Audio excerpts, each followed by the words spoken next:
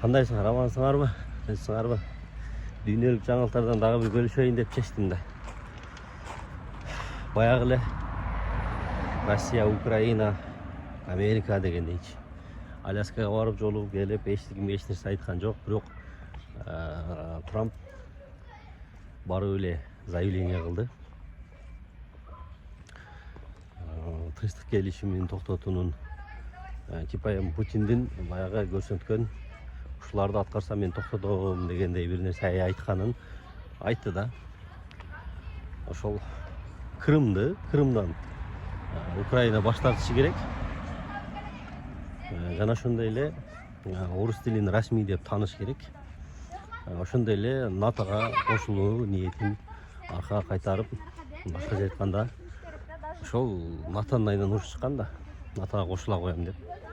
Эми ошол себептер бири да алдагычы. Ошондой Путин ошондой ультиматумдарды койду. Трамп 100% Путиндин айтканын колдоп, бүгүн Зеленский менен жолугуп, Зеленскийге ушул нерсени айтты.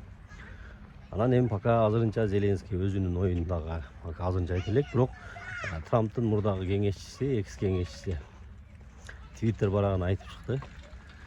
Мындайча айтканда Украина мындай курчак болуп алды да, Америкага ишенип, Европага ишенип, НАТОга ишенип, Россияга басым жасап, эми алардын чоң державалардын баягы саясатын эми ошондой да.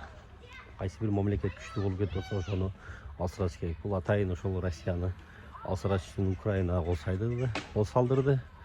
Иранды алсыратам деп Израилге кол салдырды.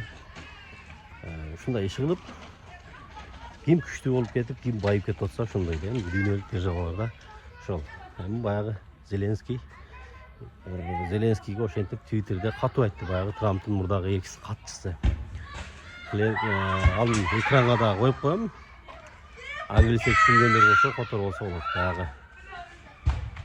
Баягы Зеленский мындай клоундук иш-аракеттерин дагы улантып бере турган болсо, бизде аны токтото турган даяр команда бар деп жазды. Эми эмнеге намек кылып айтты, азырынча белгисиз. Мындайча айтканда, Америкага Украина уже мындай керек эмес дей таасир калтырды, ошондой мааниде иш алып барып атышат.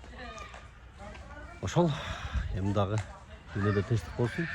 Негизи эле кайсы бир мамлекет болбосун, ошондой державаларга, чоң державаларга ишеништин кереги жок.